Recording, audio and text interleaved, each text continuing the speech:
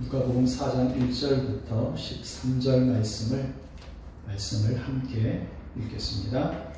예수께서 성령의 충만함을 입어 요단강에서 돌아오사 광야에서 40일 동안 성령에게 이끌리시며 마귀에게 시험을 받으시더라. 이 모든 날에 아무것도 잡수시지 아니하시니 날수가 다함에 줄이신지라. 마귀가 이르되 네가 만일 하나님의 아들이거든 이 돌들에게 명하여 떡이 되게 하라. 예수께서 대답하시되 기록된 바 사람이 떡으로만 살 것이 아니라 하였느니라. 마귀가 또 예수를 이끌고 올라가서 순식간에 천한 만국을 보이며 이르되 이 모든 권위와 그 영광을 내가 네게 주리라. 이것은 내게 넘겨준 것이므로 내가 원하는 자에게 주노라. 그러므로 내가 만일 내게 절하면 다 내 것이 되리라. 예수께서 대답하여 이르시되 기록된 바 주 너희 하나님께 경배하고 다만 그를 섬기라 하였느니라.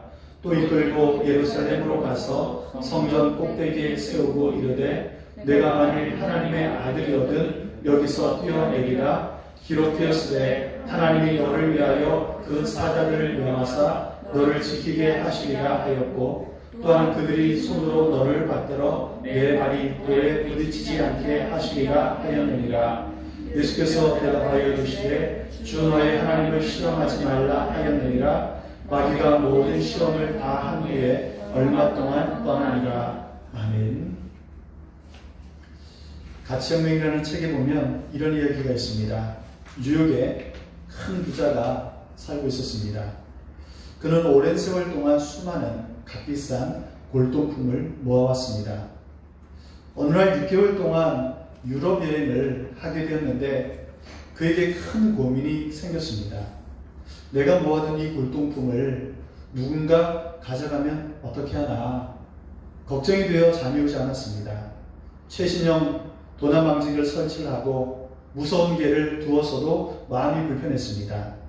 여행을 떠나기 직전에 좋은 생각이 떠오른 그는 곧바로 뉴욕 빗길에 있는 화방에 가서 수많은 그림을 싼 가격에 구매를 했습니다. 그리고는 제 집으로 와서 그 그림 밑에 가격표를 붙이기 시작합니다. 그림마다 10만 달러, 20만 달러, 30만 달러, 자기 기분이 내키는 대로 가격표를 붙였습니다. 그리고는 그 어마어마한 가격표를 붙인 가짜 그림들을 자신이 아끼고 있는 그 소중한 골동품 사이사이에 두었습니다. 그리고 그는 가벼운 마음으로 여행을 떠났습니다. 6개월의 여행을 마치고 집에 돌아왔는데 아니나 다를까 집에 도둑이 들었습니다. 그런데 자신이 아끼는 그 골동품은 그냥 두고 가짜 그림만 몽땅 없어지고 말았습니다. 도둑이 이 골동품 주인에게 속은 거죠. 도둑은 잘못된 가격표에 속아 아무 가치 없는 것들을 가져가기 위해 자기 목숨을 걸었던 것입니다. 여러분, 오늘날 수많은 사람들이 이 뉴욕의 좀도둑처럼 사는 경우가 있습니다.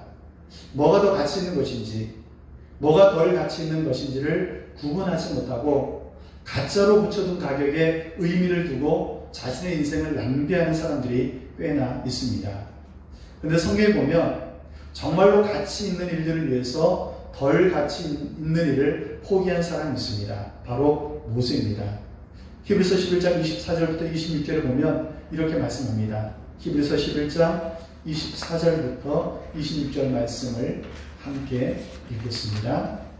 믿음으로 모세는 장성하여 바로의 공주의 아들이라 칭함받기를 거절하고 도리어 하나님의 백성과 함께 고난받기를 잠시 죄악의 낙을 누리는 것보다 더 좋아하고 그리스도를 위하여 받는 수모를 애굽의 모든 보화보다 더 큰 재물로 여겼으니 이는 상 주심을 바라보니라. 모세는 바로의 공주의 아들이라 칭함받기를 거절했습니다. 그런데 이것이 바로의 공주의 아들이라 칭함받는 것 가치 없는 것 아닙니다. 그거 무시할 수 없습니다. 어쩌면 인간적으로 생각하면 바로의 공주의 아들이라는 이 권력을 가지고 이 힘을 가지고 자기 동족 이스라엘 백성들을 잘 도울 수도 있습니다. 또 애굽의 모든 보화를 가지고 헐벗고 굶주린 자기 백성들을 도와가면서 먹이고 입힐 수도 있습니다. 그런데 모세는 저울에 달아본 거예요. 이 바로의 공주의 아들이라 칭함받는 것, 애굽의 모든 보화와 한쪽에는 하나님의 백성과 함께 고난받고 하나님 나라를 저울에 달아보니까 이쪽이 덜 가치 있는 거죠.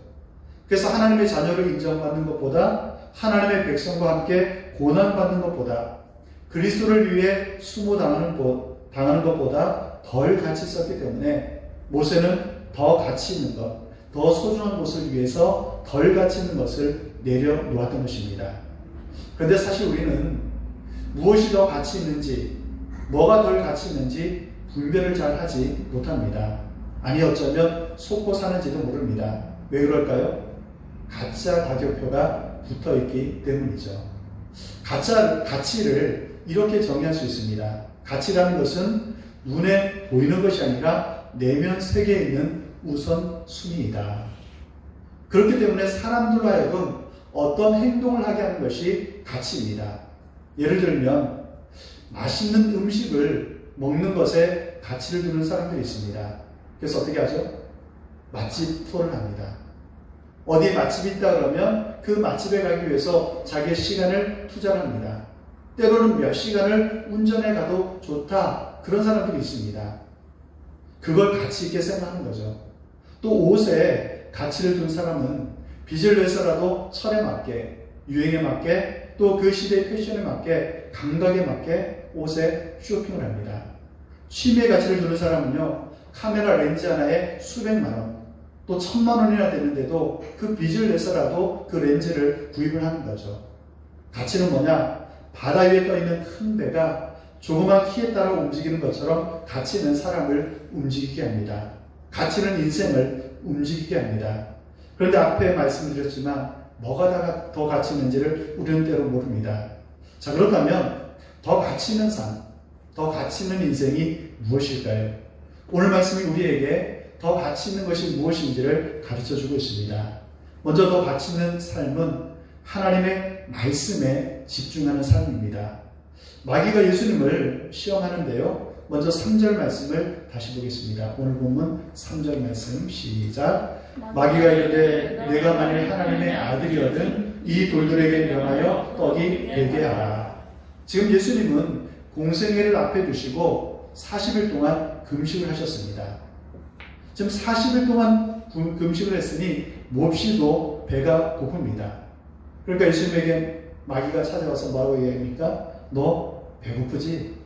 유혹하는 거예요. 사단이 예수님에게 말하기를 배고프지? 너 하나님의 아들이잖아. 그 하나님의 아들의 권세를 이용해서 이 돌을 떡으로 만들어 봐 라고 말하는 거예요. 지금 사단이 뭘 말하는 거죠? 단순히 떡 만들어 먹고 배불리라는 그 얘기입니까? 아니죠. 눈앞에 펼쳐진 문제부터 해결해라. 다시 말하면 현실의 가치를 두고 현실에 집중하며 살라라는 그 말입니다. 그렇게 막 부추기면서 예수님으로 하여금 하늘나라의 가치가 아니라 이 세상의 가치만을 바라보도록 유혹하고 있습니다. 이런 사단의 도전 앞에 예수님이 어떻게 하십니까? 사실 하나님이신 예수님에게요, 돌을 떡으로 만드는 게 뭐가 어렵겠습니까? 오병이어를 가지고 5,000명의 사람을 먹이고도 남기는 그 기적을 행하시는 예수님이시잖아요. 그런데 예수님은 이 마귀의 제안을 이런 지하에 거절하십니다. 그리고는 대답하시죠. 4절 말씀을 다시 한번 보도록 하겠습니다. 오늘 보면 4절 시작. 예수께서 대답하시되 기록된 바 사람이 떡으로만 살 것이 아니라 하였느니라. 지금 예수님이 떡 자체를 문제 삼고 있는 게 아니죠. 우리의 삶의 떡은 분명히 필요한 것입니다. 그러나 사단의 유혹은 뭐냐? 떡은 현실입니다. 떡은 세상이에요. 돈입니다. 그러니 사단이 우리에게 유혹하는 것은 뭐죠? 늘 현실만 바라보면서 무엇을 먹을까, 무엇을 마실까, 무엇을 입을까 염려하며 세상을 바라보며 살아가라고 유혹하는 것입니다. 그런데 성경은 어떻게 사는 게 더 가치 있는 삶이라고 말씀하시는가? 오늘 본문의 병행구절이라 할 수 있는 마태복음 4장 4절을 보면 예수님의 대답이 좀 길게 자세하게 기록되어 있습니다. 예수께서 대답하여 이르시되 기록되었을 때 사람이 떡으로만 살 것이 아니요 하나님의 입으로부터 나오는 모든 말씀으로 살 것이라. 오늘 누가복음 4장에는 기록되어 있지 않지만 마태복음에는 하나님의 입으로부터 나오는 모든 말씀으로 살 것이라. 그러니까 뭐예요? 떡과 말씀이 충돌할 때, 다시 말하면 현실과 하나님의 말씀이 충돌할 때 우리는 무엇의 가치를 두고 사느냐 하는 것입니다. 하나님의 말씀과 돈이 충돌할 때 어디에 가치를 두고 사느냐 그 말인 것입니다. 마귀는 지금 이 포인트를 가지고 예수님을 시험하는 것인데요. 2절 말씀을 다시 한번 볼까요? 2절 말씀을 다시 한번 읽어보겠습니다. 시작. 마귀에게 시험을 받으시더라. 이 모든 날에 아무것도 잡수시지 아니하시니 날수가 다함에 줄이신지라. 보세요. 마귀는 예수님이 금식을 시작한 첫날에 초반에 나타난 게 아닙니다. 뭐예요? 날수가 다함에. 이 말은 뭐죠? 40일이 다 끝나가는 아주 배고픈 상황에 나타나서는 웃는 겁니다. 그런 이야기하는 거죠. 현실적인 문제 먼저 해결해야지. 지금 배고픈데 뭐 하나님 나라가 뭐가 더 중요해? 여러분, 이 이야기는 오늘을 살아가는 우리 모든 성도들이 세상에서 듣는 얘기 아닙니까?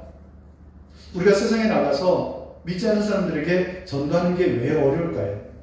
저 사람이 나보다 더 잘 사는데 내가 어떻게 저 사람에게 예수 믿으라고 말할 수 있겠느냐라는 거죠. 저 사람이 나보다 더 능력 있고 인정받는 상사인데 그 상사에게 가서 내가 어떻게 신앙생활 하라고 권면할 수 있겠느냐. 그래서 우리가 하나님 앞에 기도하는 게 뭡니까? 하나님, 나를 좀 먼저 축복 좀 해주세요. 지금 내 인생에 돌이 있는데 이 돌을 떡으로 좀 만들어주세요. 내가 신앙생활 제대로 못하는 이유는 이 외면적인 환경과 고난 때문이라고 우리는 변명합니다. 이것만 해결해 주시면 하나님이 원하시는 그 모습으로 살아갈 수 있다라고 소리칩니다. 이게 우리의 변명이죠. 하나님, 돌을 떡 만들어 주세요. 그것만 하면 내가 다 할 수 있겠습니다. 그런데 이건 이스라엘 백성들이 딱 그랬습니다. 출애굽에서 홍해를 건넜습니다. 구름 기둥 불 기둥으로 인도하셨던 하나님이 여전히 그들과 함께 계셨는데 약속의 땅을 향해 나아가면서 계속 어디를 바라보는 거예요? 세상을 바라봅니다. 하나님을 바라보는 것이 아니라 애굽을 보고 끊임없이 밥 달라, 물 달라, 고기 달라 불평불만합니다.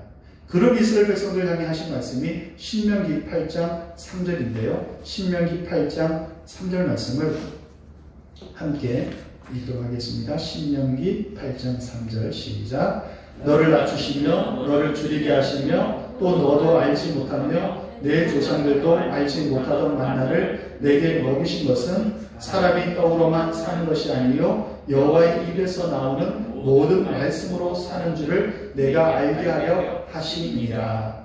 무슨 말씀입니까? 광야에서 주님 너희에게 만나를 먹게 하시는 분이 누구냐? 그 떡을 준 것은 현실의 문제만 바라보는 게 아니라 만나를 주신 분 하나님을 바라보라는 것입니다. 하나님의 자녀는 어떤 경우에도 말씀대로 사는 것이라는 사실을 깨닫게 하려고 떡을 주셨는데 왜 그 떡만 쳐다보고 있느냐라는 말씀입니다. 물론 우리는 떡 없이 살 수 없습니다. 그렇죠? 예수님도 말씀하시잖아요. 떡으로만 사는 것이 아니다. 이 말씀은 떡도 필요하다. 그러나 문제는 뭐죠? 떡만 달라는 인생은 하나님 말씀대로 못 산다라는 것입니다. 순서가 뭐예요? 순서는 떡이 먼저가 아니라 하나님의 말씀이 먼저라는 겁니다. 그래서 우리가 먼저 구해야 할 것은 말씀이고 그 말씀을 주시는 하나님이십니다. 그래야 이 모든 것을 너희에게 더하시리라고 약속하셨던 성경의 순서가 이루어지는 것입니다. 여러분, 신앙이란 무엇입니까? 신앙은 내가 오늘 떡을 못 먹어 굶어 죽어도 하나님 놓치는 일은 없습니다. 이게 신앙입니다. 말씀을 붙들면 어렵더라도 말씀에 순종하면 현실을 뛰어넘는 은혜를 누리며 사는 것입니다. 그게 더 가치 있는 삶입니다. 두 번째로 더 가치 있는 삶이 뭐냐? 과정이 아름다운 삶입니다. 두 번째로 마귀가 예수님을 이끌고 높은 곳으로 갑니다. 그리고는 순식간에 천하만국을 보이면서 제안을 하죠. 7절 말씀을 다시 보도록 하겠습니다. 7절 말씀 같이 읽겠습니다. 시작. 그러므로 내가 만일 내게 절하면 다 내 것이 되리라. 지금 마귀가 뭐 하고 있는가 하면 이 땅의 모든 권세와 영광이 다 내 것인데 마귀 자기 것이래요. 근데 만일 네가 엎드려서 내게 절하면, 나에게 경배하면 내가 소유하고 있는 부도 명예도 영광도 다 너에게 줄게 라고 제안을 하는 거예요. 이게 무슨 말이냐? 야, 너 메시아잖아. 그런데 너는 실제로 아무 힘이 없지. 권력도 없지. 군대도 없으니 천하 만국의 권세를 내가 다 줄게. 그런데 다만 내게 절하면 그 영광을 거머쥐도록 해 줄게. 여러분 생각해 보세요. 따지고 보면 예수님은 천하 만국을 얻으려고 오신 거예요. 예수님이 이 땅에 오신 이유는 다름 아닌 온 세상을 구원하고 천하 만국을 다시 얻기 위해서 오셨습니다. 그게 너무나 중요하신 분이 예수님이세요. 그런데 지금 누가 준대요 그걸? 마귀가 준대요. 자기에게 한번 엎드려 절하면 이 천하 만국을 주겠다는 겁니다. 그러니까 결국 사단의 두 번째 도전이 뭐죠? 수단과 방법을 가리지 말고 목적을 성취하라는 말이에요. 온 천하 만국을 얻는 것이 목적이라면 그 목적을 이루기 위해서 나한테 한번 절해. 그러면 내가 그거 얻게 해줄게 라고 말하는 거죠. 하지만 이 도전에 예수님이 어떻게 반응하시죠? 8절 말씀을 같이 읽겠습니다. 8절 말씀 시작. 예수께서 대답하여 이르시되 기록된 바 주 너의 하나님께 경배하고 다만 그를 섬기라 하였느니라. 이게 무슨 뜻입니까? 내가 하나님의 아들로서 합당한 영광을 얻는 것, 권세 얻는 것 중요하다. 그러나 그 필요한 영광도 하나님을 예배하고 섬기는 가운데 하나님의 도우심을 통해서 나는 얻을 것이다. 다시 말하면 영광스러운 결과를 얻기 위해서 하나님이 인정하시는 거룩한 방법, 거룩한 과정을 밟으면서 나는 살겠다. 이게 더 가치 있는 삶이라고 주님이 우리에게 보여주시는 것입니다. 여러분 동의하세요? 결과도 중요합니다. 목적도 중요합니다. 하지만 과정까지도 아름다운 삶, 이게 더 가치 있는 삶이라는 것입니다. 오래전에 국민일보에 소개되었던 설렁탕집 이야기 한번 들어보셨던 적이 있으실 겁니다. 김천에서 설렁탕집을 운영하는 부부 집사님이 계셨어요. 근데 이 부부의 나름대로 그 가게를 운영하는 나름대로 철학이 있었어요. 그게 뭔가 예수님이 드셔도 만족해 하실 만한 그런 설렁탕을 끓이는 것이 이 집사님의 목표였어요. 그래서 좀 이익은 적게 남긴 한이 있더라도 설렁탕을 만드는데 최고의 재료만을 고집합니다. 그래서 뼈와 고기도 비싸고 좋은 것을 하고요. 김치와 양념도 제일 좋은 것을 고집합니다.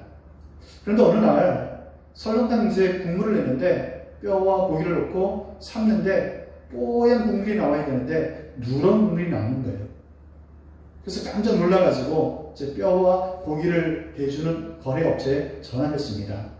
그랬더니 거래처에서 하는 말이 아무래도 사장님 뼈가 다른 집에 간 것과 바뀐 것 같다.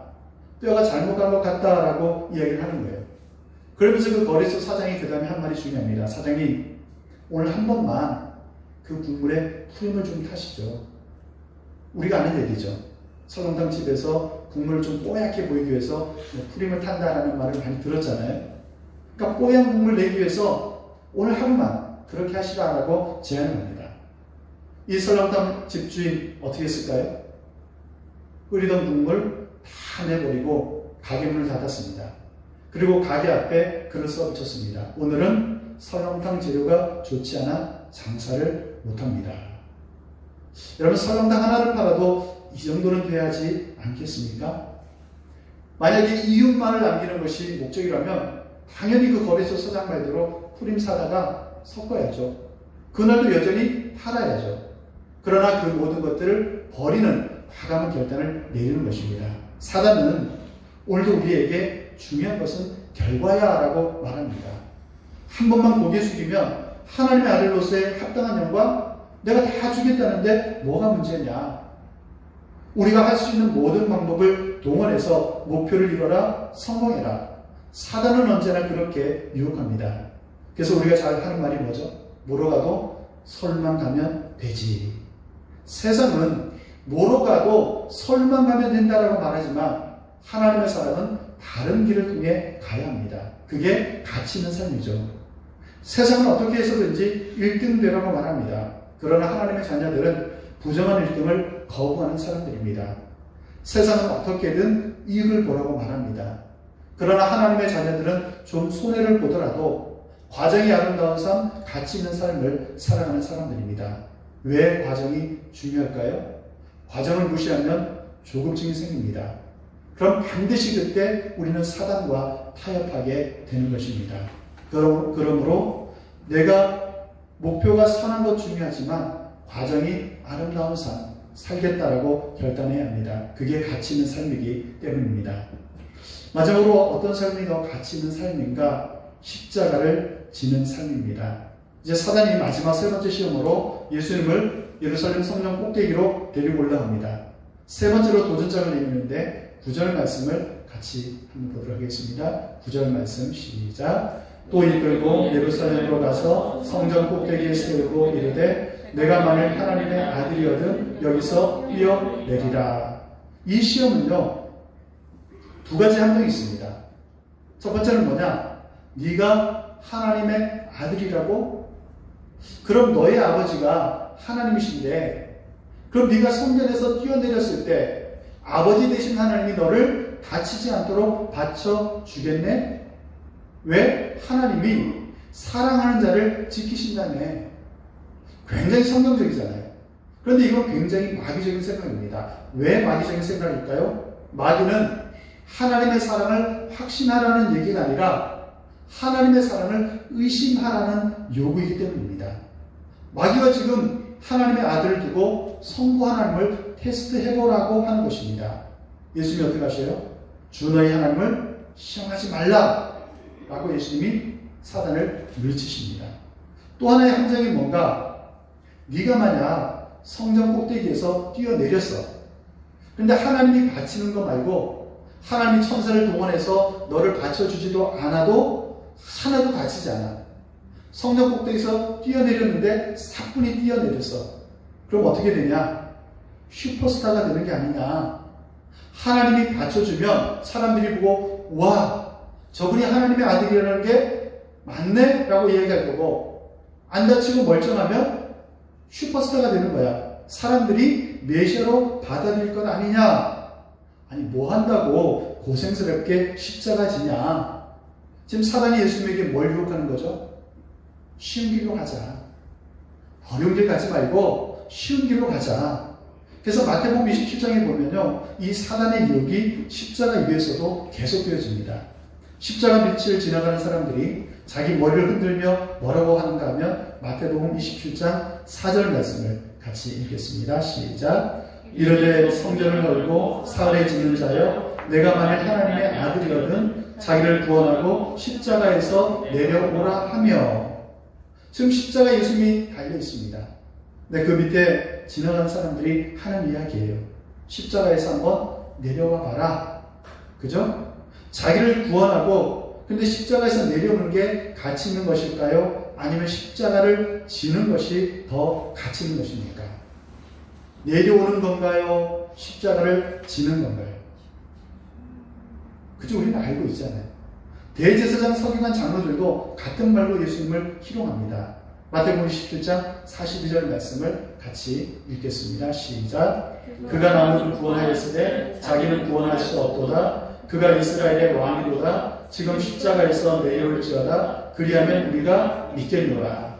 지금 대제사장과 서기관과 장로들이 그 십자가에 달려있는 예수님에게 이야기하는 거예요. 십자가에서 내려와라. 그러면 우리가 믿겠노라. 예수님께서 그 공생의 기간 동안 말씀을 선포하셔요. 하나님의 능력을 나타내셔요.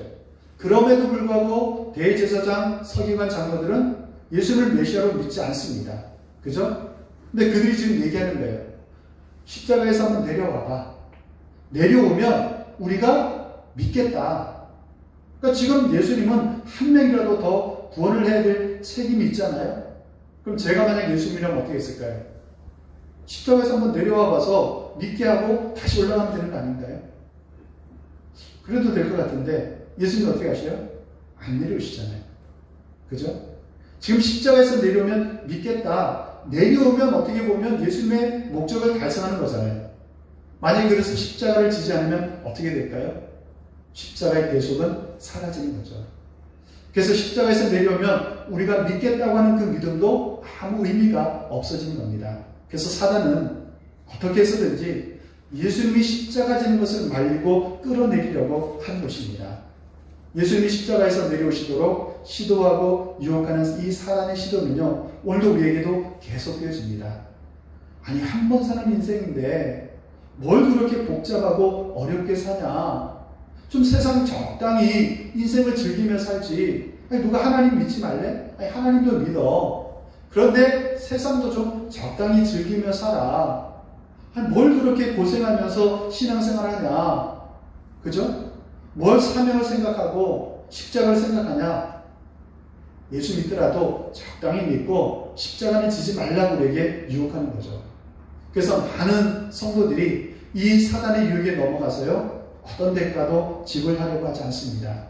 여러분, 우리 모두가 쉬운 길, 편한 길, 사단이 유혹하는 그 달콤한 길이 아니라 사명의 길, 십자가의 길을 걸어갈 수 있길 원합니다. 왜요? 그것이 더 가치 있는 삶이기 때문입니다. 이제 말씀을 마치겠습니다. 서두에 말씀드린 가치혁명이라는 책에 나오는 또 하나의 이야기가 있는데요. 어느 부인이 정신과 의사를 찾아갔습니다. 정신과 의사에게 이렇게 들었는데 이 부인이 좀 발작을 막 일으키고 또 막 옆에 있는 기물을 부수고 막 혈기를 부리는 거예요. 그래서 어쩔 수 없이 간호사 두 사람을 불러서 이 부인을 가까스로 진정시키고 이제 앉혀놓고 진료를 시작합니다. 정신과 의사니까 이 환자하고 상담을 해야 되잖아요. 근데 의사가 보니까 이 환자의 이상한 부분이 하나 있어요. 그게 뭔가 하면 손을 가지고 있는 오른손에 뭔가를 꽉 쥐고 있는 거예요. 그러니까 우리가 주먹 쥐는 거하고 손에 뭘 넣고 꽉 쥐는 건 다르잖아요. 손에 뭔가를 확 쥐고 있는 거예요. 그래서 의사가 이 부인에게 그 손에 무엇을 쥐고 있는지 그걸 좀 보여달라고 하니까 안 된다라는 거예요. 그래서 이 의사가 판단하기를 이 사람이 지금 손에 쥐고 있는 것을 좀 뭔가 봐야 상담이 더 진행될 수 있다라는 생각이 들어서 부인을 설득을 합니다. 그걸 좀 보여주십시오. 손 한번 펴보시죠. 근데 끝까지 안 펴는 거예요. 그래서 할 수 없어서 좀 그렇게 하면 안 되지만 또 간호사의 도움으로 완력이지만 그 부인의 손가락을 하나하나 편 거예요. 손 안에 뭐가 있었을까요? 1센트짜리 동전. 1센트면 우리 돈으로 얼마죠? 10원짜리 하나죠. 그 이 10원짜리 1센트 동전을 이걸 얼마나 꼭 쥐고 있었는가 하면 동전이요, 녹슬면 어떤 색으로 변하죠? 퍼렇게 녹슬어요, 동전은. 이 동전이 퍼렇게 녹슬어 있는 거예요. 그러니까 이 환자는 이 1센트짜리 동전하고 자기를 동일시하는 거죠. 이 동전을 놓치면 자기 자체가 사라지는 거예요. 그래서 이걸 어떻게든 빼앗기지 않으려고 거머쥐고 있는 겁니다. 어떠세요? 우리 지금 손에 다 뭔가 거머쥐고 있죠? 우리 지금 손에 뭔가 다 거머쥐고 살고 있습니다. 우리가 이거 없으면 내 존재의 의미가 없고, 내가 이것 없으면 세상이 나를 무시할 것 같고, 내가 이걸 쥐고 있지 않으면 사람들이 나를 알아주지 않을 것 같고, 죽는 줄 알고 붙들고 있는 것, 그거 한번 손을 펴보면 사실 뭐라는 거예요? 1센트짜리라는 겁니다. 동전 10원짜리일 수 있다는 겁니다. 여러분, 오늘 뭘 붙들고 살아가십니까? 뭔가는 붙들고 살고 있을 거예요. 그 붙들고 있는 그것, 과연 하나님이 가치 있게 여기는 것들이 되기를 원합니다. 말씀을 뒤로하고 세상만 바라보고 살아가고 있지는 않습니까? 목적 달성을 중요하게 생각하면서 그 과정을 무시하고 있지는 않습니까? 우리가 십자가를 외면한 채, 사명을 외면한 채 살아가고 있지는 않습니까?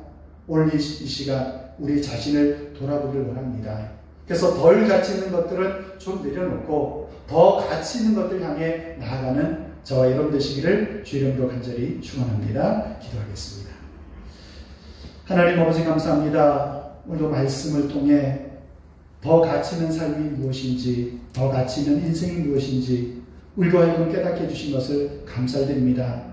우리는 늘 세상을 바라보고 내 손에 세상의 가치를 가지고 살아가려 할 때가 너무나도 많이 있습니다. 오늘도 말씀을 통해 우리 자신을 돌아볼 수 있게 하여 주시고, 아버지 하나님, 세상만 바라보고 살아가고 있지는 않은지, 목적만 달성하기 위해서 세상의 방법을 가지고 살아가고 있지는 않은지, 주님께서 우리를 부르시고 사명을 주셨는데 그 사명은 내려놓고 십자가는 내려놓고 편한 길로만 가려고 하는 것은 아닌지 우리 자신을 돌아볼 수 있게 하여 주시옵소서. 그래서 하나님께서 우리를 부르시고 하나님의 구원받은 자녀로 삼아주셨는데 이 세상의 가치를 따라 살아가지 않게 하시고 하나님의 말씀을 따라 더 가치 있는 인생으로 살아갈 수 있게 하여 주시옵소서. 오늘 예수님께서 그 사단의 유혹 앞에, 시험 앞에 무너지지 않고 이기신 것처럼 우리도 사단의 유혹 앞에, 도전 앞에 무너지지 않고 날마다 말씀과 기도로 승리하는 삶을 살아가는 주의 자녀들 되게 하여 주시옵소서. 하나님, 우리에게 영적인 분별력을 허락하여 주시옵소서. 지금 세상에서 믿는 자로 살아가는 것이